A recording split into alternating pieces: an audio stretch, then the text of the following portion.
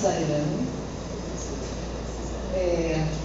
Eu gravei no meu celular pelo menos 2 apostilas, né?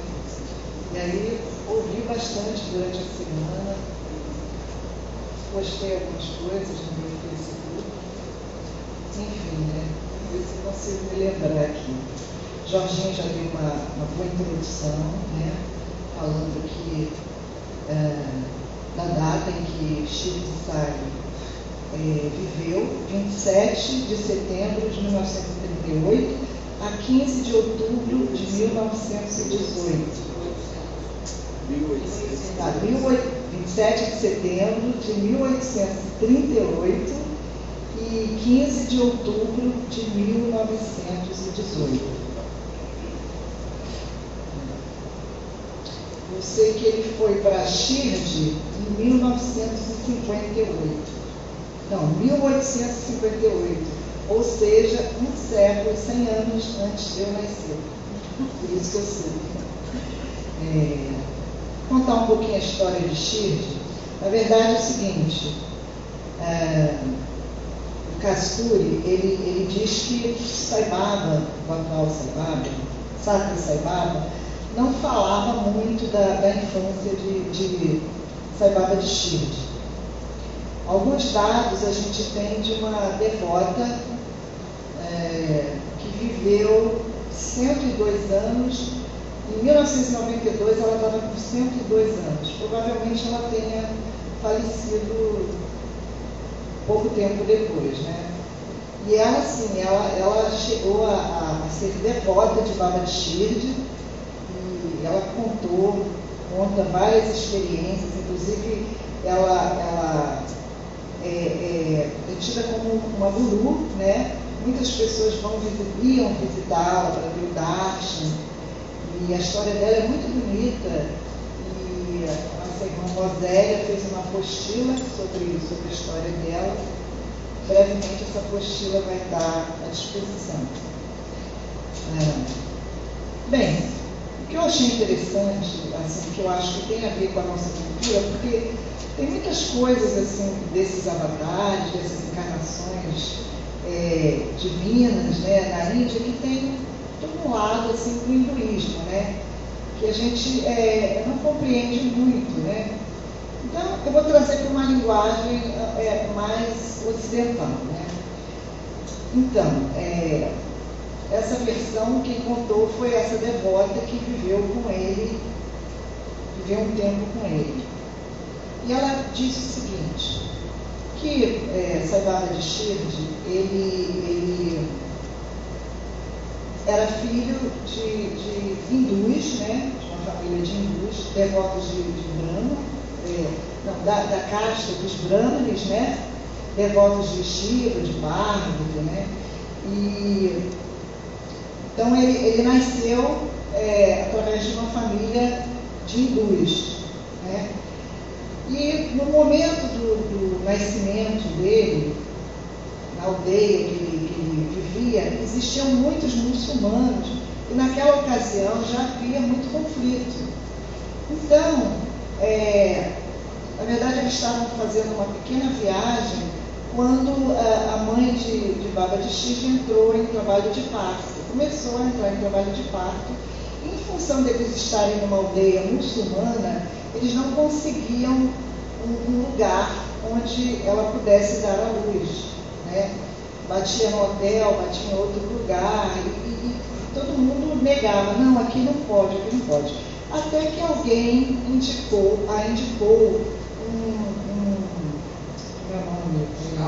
estábulo, exatamente. Eu achei muito interessante, que parece com a história de Jesus, né? Indicaram a ela um estábulo e lá o menino nasceu, né?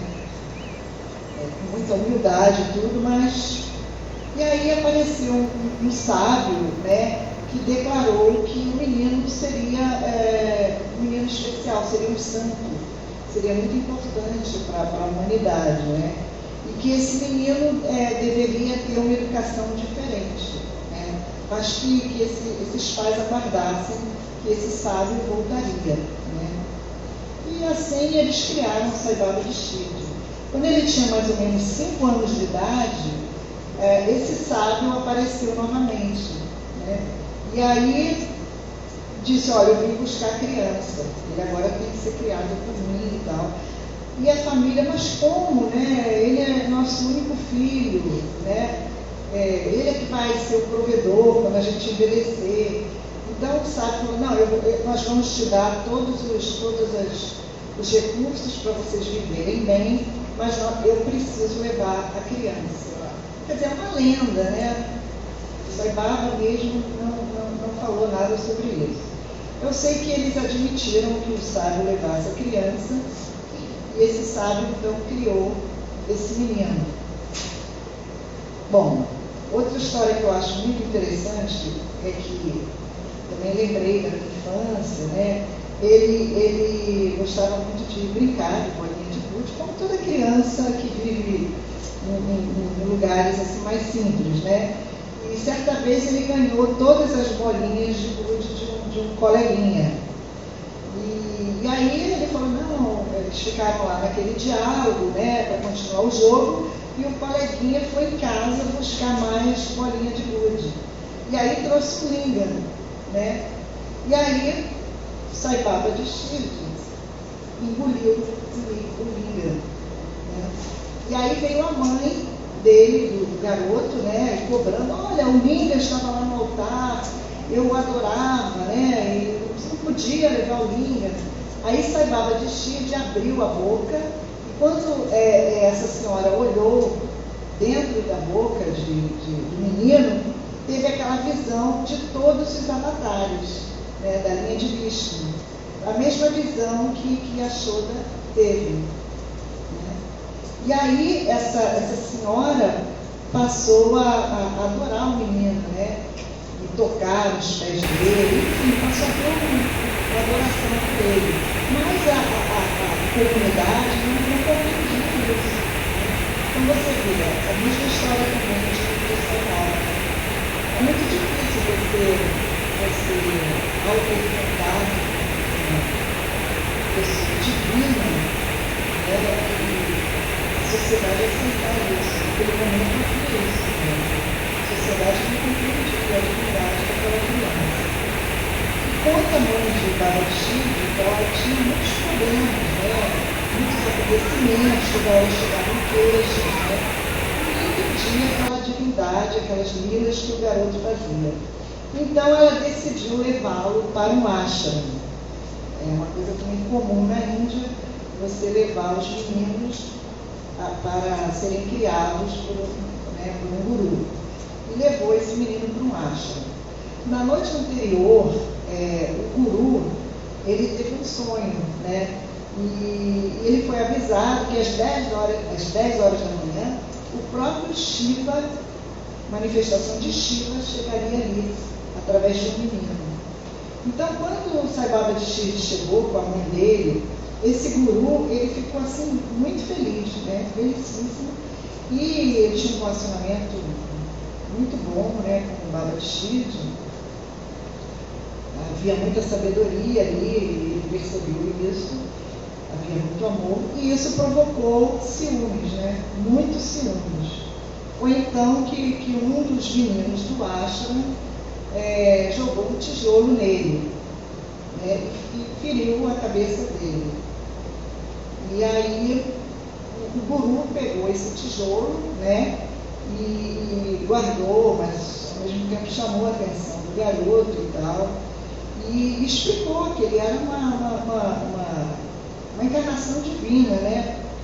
Depois o garoto se sentiu muito culpado, e o próprio Baba de Shiva falou, olha, não tenha culpa, na verdade o que você fez foi uma missão, né? Você teve essa missão, esse karma, né? Mas não tenha culpa, você está perdoado.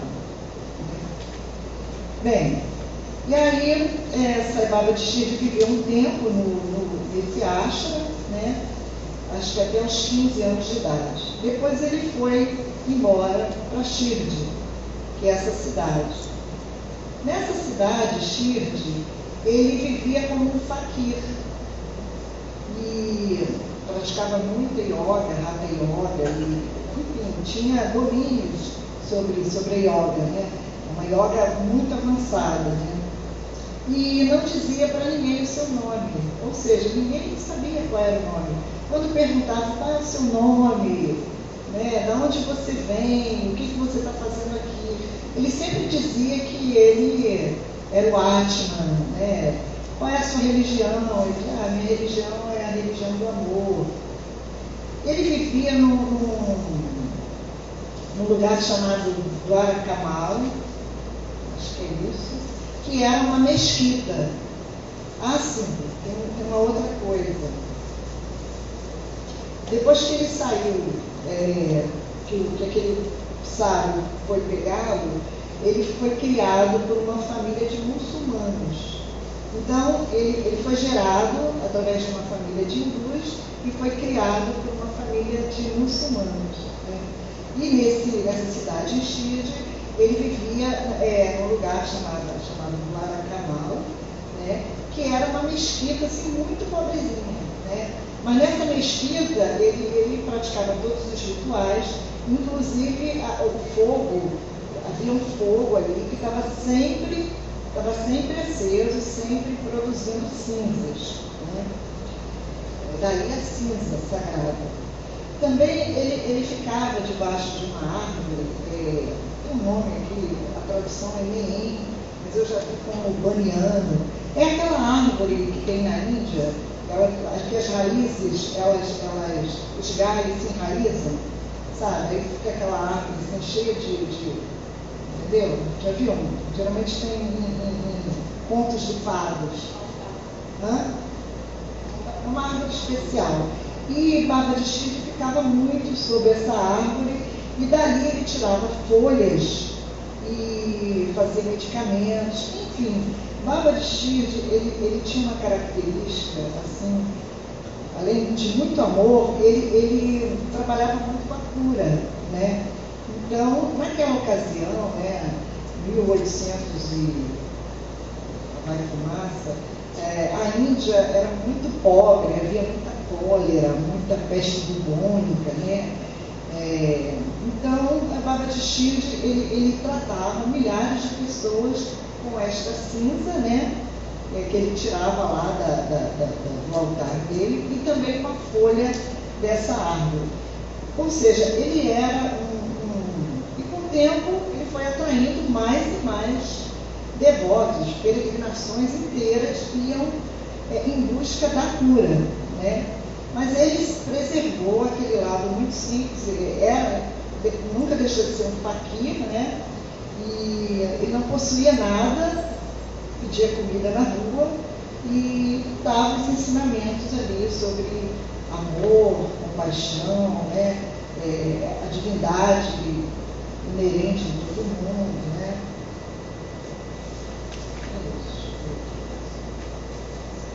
Então, quando perguntaram a Sai Baba, né, certa ocasião, quando ele foi interrogado, porque todo mundo se incomodava com ele, a polícia, e aí perguntaram, qual é o nome de teu pai?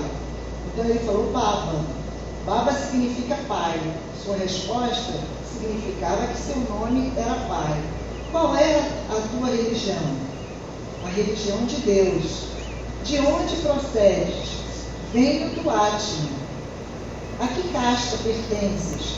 A casta da humanidade. Então era esse o ensinamento de Baba de Shirdi, que a gente identifica logo o ensinamento de Sábia Sai Baba. Então vou falar logo da morte do corpo físico dele. Quando ele deixou o corpo, houve uma briga entre os muçulmanos e os hindus para terem a posse do corpo e fazerem os rituais, né? Cada um queria levá-lo para o seu templo.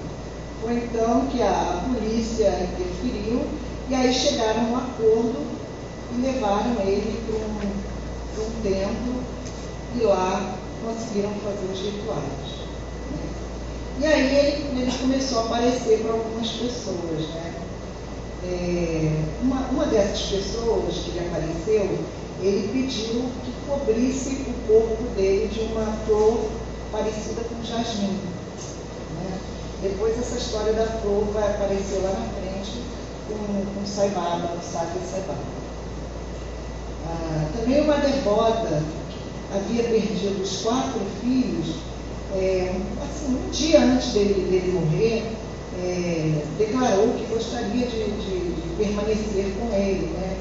E aí ele falou, não nesta vida, né? Mas na próxima você vai poder ficar comigo. E provavelmente ela morreu também, e há uma história de que ela vivia atualmente no ashram, enfim, passou a ser residente do ashram e ficou ali ao lado de Sai Baba. Tem outras histórias assim, interessantes. Por exemplo, certa vez ele estava socando socando trigo para fazer farinha de trigo, né? No moinho. Mas aí ninguém compreendeu, porque geralmente não fazia isso, né? E aí um grupo de mulheres começou a questionar, não, por que você está fazendo isso? Deixa com a gente faz e tal. E ele acabou deixando que as mulheres assumissem essa função.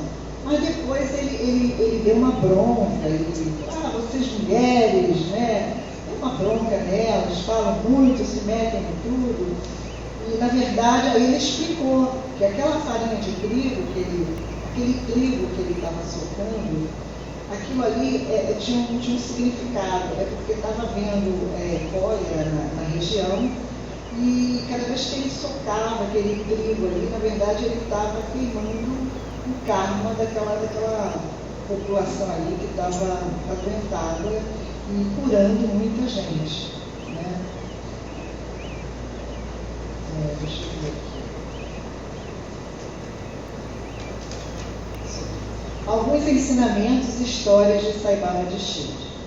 Com frequência, Baba dizia: aquele que zomba e pensa coisas de outros me transpassa o coração e me fere, mas aquele que sofre e suporta me satisfaz mais.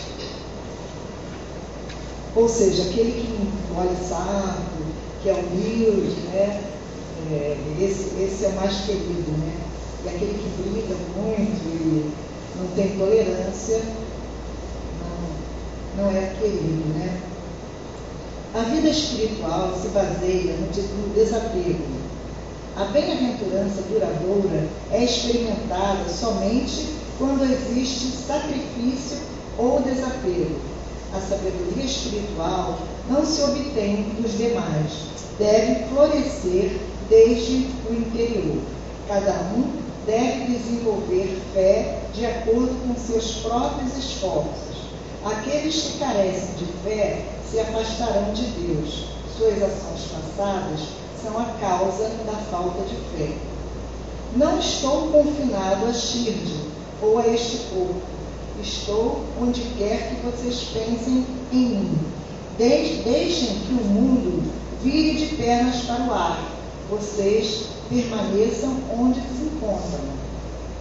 Interessante que a gente falou sobre isso até na oficina de limite aos desejos, né? Que assim, do jeito que o mundo está, a política, né? Hoje o futebol, né? E a gente tem que ficar tranquilo, né? Porque a gente está com Deus, né? Na verdade, a gente está com Deus, a gente não tem que se envolver nessa turbulência do mundo. E eu acho que é isso que ele fala aqui, né?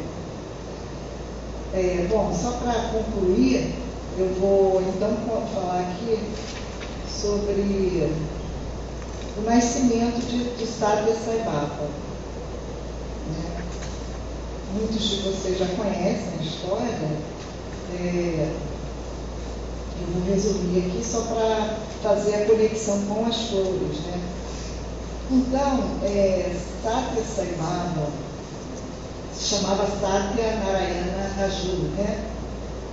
E era um menino, Sai Baba, né?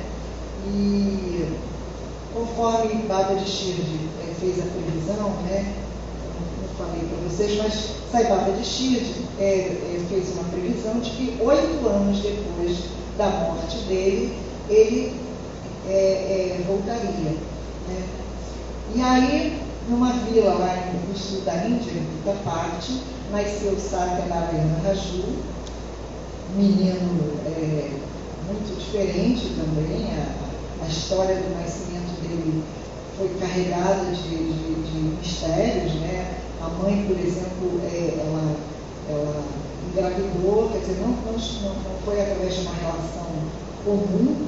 Ela foi pegar água no poço e aí apareceu Shiva e disse que iria se manifestar na barriga dela, que ela teria um filho.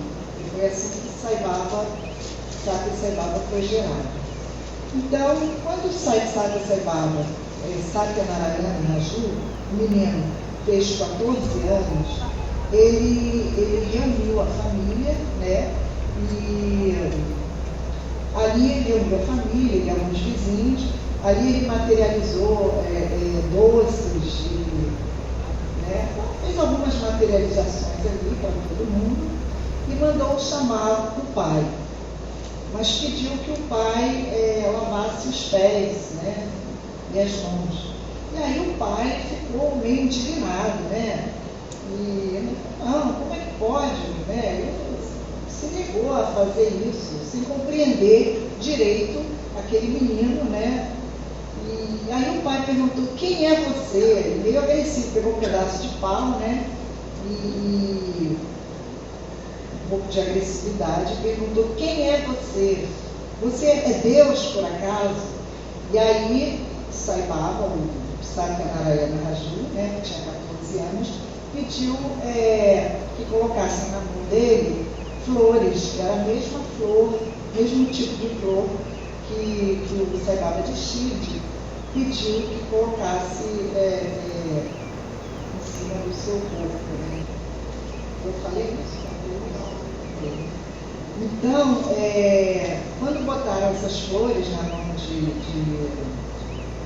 Saibaba, ele as jogou no chão e as flores se movimentaram e formaram a palavra Eu sou Saibaba, em tela. Né?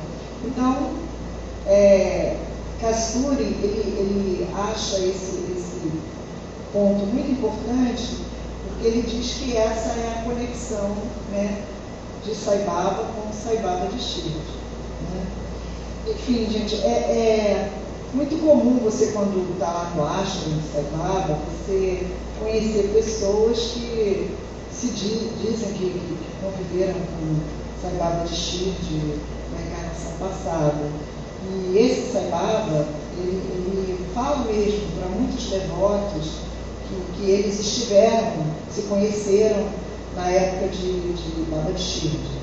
Eu, particularmente, tive a oportunidade de conhecer no ano passado. Ele na verdade, um senhor de quase 90 anos, ele foi recebido não por negócio de organização, mas por uma outra pessoa também conhecida no Saibaba. E esse senhor, ele contou a história dele. Então, ele disse o seguinte, que o Saibaba o orientou para que ele cantasse um mantra, né? 10.000 vezes. Então ele reúne um grupo de pessoas, ele faz isso, ele reúne um grupo de pessoas assim, em vários lugares do mundo, e essas pessoas então cantam, ficam ali durante 3 a 5 horas cantando um mantra. Né? Então, nesse dia, eu achei muito interessante, assim, porque a casa dessa moça, que é minha amiga também, então, tinha muitas fotos de Saibaba. E cada pessoa que chegou lá levou uma foto sua de Saibaba. E aí botamos no altar, havia muitos altares, né? E a cerimônia começou, eu cantei um bhajan, ele me elogiou, gostou muito. Ele estava com um boné, fui tirar uma fotografia com ele. E o boné dizia: ame sempre, sirva sempre, né? E aí ele tirou o boné da cabeça dele, botou na minha cabeça, e ficou brincando, né? E, enfim, ele, enquanto a gente passava o Japamala cantando o mantra que ele ensinou, e nos intervalos a gente cantava bhajans. Eu sempre cantava, ele tocava símbolo, e ele falou: você toca símbolo muito bem. Enfim, eu tive uma afinidade com ele, porque aqueles velhinhos, né, lá do Ashram, uma oportunidade de reencontrar, né, um devoto assim tão próximo de Sai Baba. E aí ele contou a história dele, né? Eu assim, não vou contar a história toda, só vou resumir, que é o seguinte: Sai Baba o escolheu para fazer esses mantras, né? Orientou que ele fizesse esses mantras no mundo todo. Mas ele não queria fazer, né? Porque ele falava: poxa, por que Sai Baba escolheu a mim, né? Ele dizia que até meio que se escondia assim lá no Darshan, né? Ficava meio escondido assim. Mas Sai Baba sempre o chamava e orientou que ele cantasse reunisse um grupo de pessoas e cantasse esse mantra, que é Om Bhagavan Sri Satya Sai Baba Ya Namaha. Não é nada, é um mantra que a gente já canta, né? E ele falou que não queria, até que numa entrevista Sai Baba falou: olha, eu vou te dar uma caixinha aqui, né? E essa caixa, que era uma caixinha de madeira, nessa caixa aqui sempre você vai ter vibhuti. Então, depois dessa cerimônia, do canto desse mantra, você distribui vibhuti para as pessoas. Sempre você vai ter vibhuti nessa caixa. E aí são aqueles saquinhos de vibhuti, né, que geralmente você ganha numa entrevista. E aí ele contou, né, que ele tem feito isso, já foi assim a dezenas de países. Por exemplo, ele contou que lá na Itália se reuniram 3 centros enormes, tinham mais de 1000 pessoas, e eles fizeram essa prática, né? E no final ele teve vibhuti, saquinhos de vibhuti para todo mundo. Então nunca cessa de ter esses saquinhos de vibhuti ali naquela caixa, né? E aí a coisa assim, muito interessante que eu vivenciei pela primeira vez, porque assim, nós devotos de Sai Baba, a gente às vezes percebe que a nossa latinha de vibhuti, nosso potinho de vibhuti, não acaba nunca, né? Eu tive já experiências, por exemplo, de ver vibhuti em cima do meu altar, mas a gente nunca tem certeza, né? Pô, será que esse vibhuti apareceu ali? Será que eu entornei? Será que esse vibhuti se multiplicou mesmo? Ou foi eu que... A gente sempre desconfia, né? E nesse dia, na casa dessa minha amiga, quando nós chegamos, algumas fotografias da casa já estavam com o vibhuti, né? E as pessoas que levaram as suas fotos e colocaram no altar, um tempo depois, todas as fotografias já estavam com o vibhuti, né? E essa foi uma experiência, assim, para mim, muito, muito linda, né? Eu achei muito linda, né? De você ver o vibhuti materializando assim na fotografia, com diversas cores diferentes, né? Eu achei essa experiência muito, muito legal, fiquei muito feliz de ter vivenciado isso. E ao cantar esse mantra, né, ali na ocasião, eu pedi muito para o meu irmão, que estava bastante adiantado, e enfim, ele ficou praticamente bom, né, não ficou curado, porque a causa da doença dele, enfim, ele não consegue transformar, mas ele melhorou muito, e todas as pessoas que estavam ali tiveram essa experiência de cura. Eu só estou contando isso, gente, já vou concluir, para a gente perceber o amor de Sai Baba de Shiv, de Satya Sai Baba, né, com essa disponibilização do vibhuti, né, da cinza sagrada, que está aí para nos curar, né? Não só as doenças do corpo, mas as doenças da alma também, né? E aí eu pergunto, será que a gente tem consciência disso, né? Será que a gente aproveita isso? Será que a gente se sente merecedor dessa lila, né? Então é isso que eu gostaria de deixar para que todos reflitam, né? Para que a gente pudesse se aproximar mais da divindade do Sai Baba Bashir, do próprio Sai Baba, e com essa consciência de que o amor dele